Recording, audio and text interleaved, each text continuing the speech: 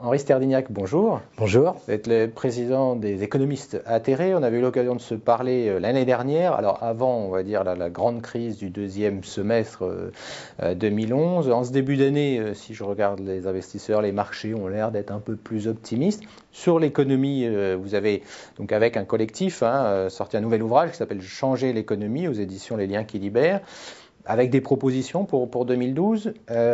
Qu'est-ce qui a changé de votre point de vue? Est-ce qu'il y a des choses qui se sont améliorées, je dirais, sur les derniers mois, sur les politiques économiques ou pas? Non, on assiste au contraire à une certaine dégradation. On voit d'un côté que les marchés continuent à spéculer contre les monnaies des pays du sud de la zone. On voit que l'Europe est incapable de réagir de manière solidaire, de manière suffisamment vigoureuse. On voit que l'Allemagne veut imposer partout des politiques d'austérité. Ces politiques d'austérité se traduisent par des chutes de croissance qui ne rassurent pas les marchés financiers. Et puis on voit aujourd'hui qu'on veut un nouvel accord budgétaire dans lequel on imposerait aux pays leur politique budgétaire sous peine d'amende.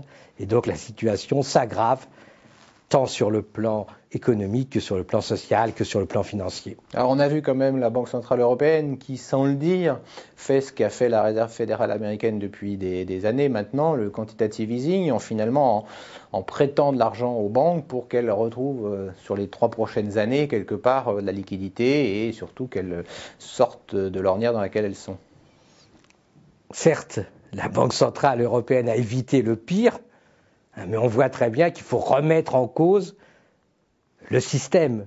On ne peut pas avoir des dettes publiques fragilisées, des dettes publiques considérées comme risquées, et puis demander aux banques de détenir ces dettes publiques et en même temps de passer les stress tests correspondant au cas où les pays feraient faillite.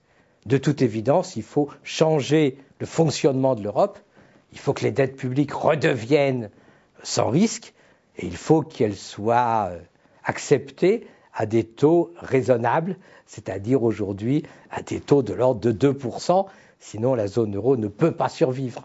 Alors, on voit bien le débat qui s'est dessiné sur le plan économique avec ses plans de rigueur, avec ses annonces, en tout cas de plans de rigueur ou ses futurs plans de rigueur, et on pourrait dire que l'agence Standard & Poor's, finalement, qui a dégradé la note de la France, comme vous le savez, a évoqué cette question de la croissance dans la zone euro, ce qui n'était pas le moindre de paradoxe. Vous avez trouvé qu'ils avaient bien fait? Oui, ils ont bien fait. Le problème des marchés financiers, c'est qu'ils sont complètement schizophrènes, puisque le matin, ils réclament des politiques d'austérité. À midi, ils s'aperçoivent que ces politiques d'austérité amènent à la récession. Et donc, le soir, ils se plaignent des politiques d'austérité. On voit très bien qu'il faut un changement profond au niveau européen. Alors, du côté des dépenses, ou en tout cas des réformes à venir, le débat se pose effectivement sur la réduction des dépenses publiques. Vous, dans le livre, vous dites que c'est pas là. Pourtant, on ne voit pas d'autre issue que de réduire les dépenses publiques. On ne voit pas d'autre issue possible. D'abord, il faut être conscient du fait que les déficits actuels sont dus uniquement à la récession. Si vous prenez un pays comme la France ou la zone euro, il nous manque 8 points, 9 points de PIB par rapport à la tendance d'avant la crise. Si on avait ces 8, 9 points supplémentaires, on n'aurait pas de déficit. Donc l'idée, on va combler les déficits en faisant des politiques d'austérité qui nuisent à la croissance, c'est complètement stupide. Ensuite, il faut évaluer l'utilité des dépenses publiques et des dépenses privées.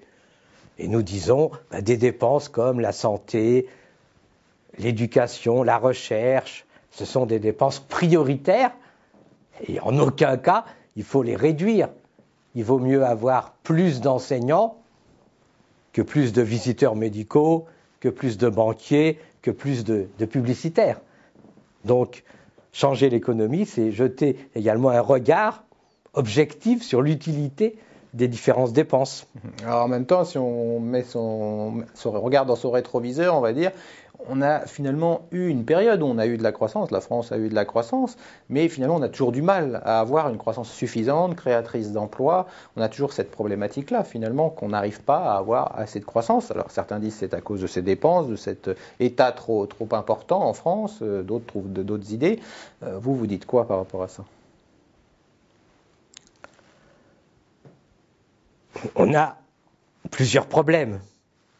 Un problème, c'est que nous sommes dans le capitalisme financier, globalement, qui ne fonctionne pas.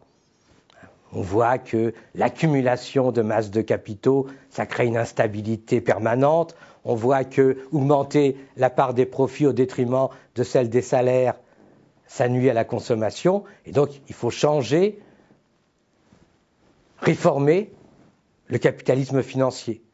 À l'échelle mondiale, on a des pays qui accumulent des excédents, la Chine d'un côté, les pays du nord de l'Europe, et qui font une pression insupportable sur les autres. Là aussi, il faut des mesures fortes au G20.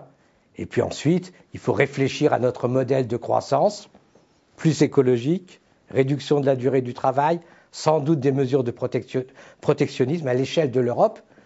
Ce que nous demandons à l'échelle de l'Europe, c'est une stratégie cohérente qui ne soit pas basée sur le fait qu'on va demander à tel ou tel pays de pratiquer des politiques d'austérité épouvantables, mais on va définir une stratégie de croissance à l'échelle européenne.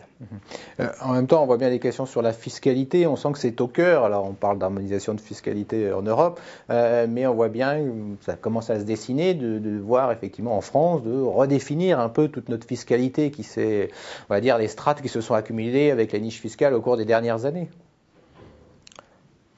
Disons, grosso modo, on a deux problèmes.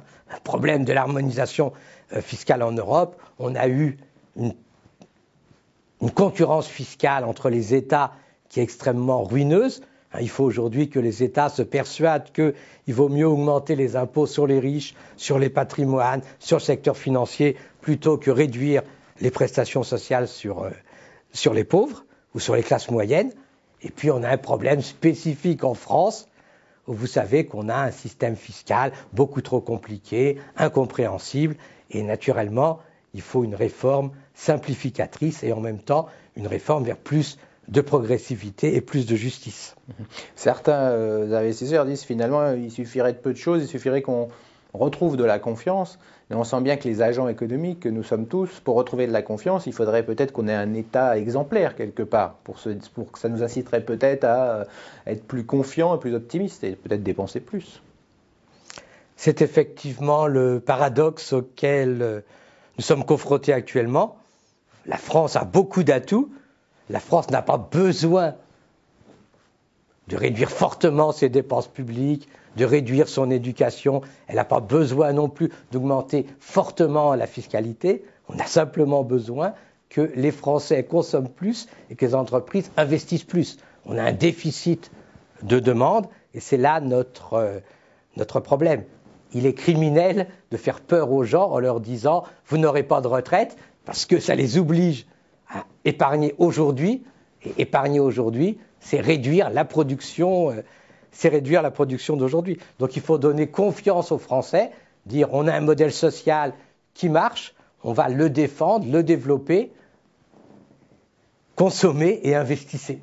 Eh bien, ce sera le mot de la fin. Merci d'avoir fait le point avec nous, Henri Sterdyniak. On rappelle, vous êtes donc le président des économistes atterrés, donc un collectif qui a publié donc un dernier livre pour 2012, Changer l'économie. Merci.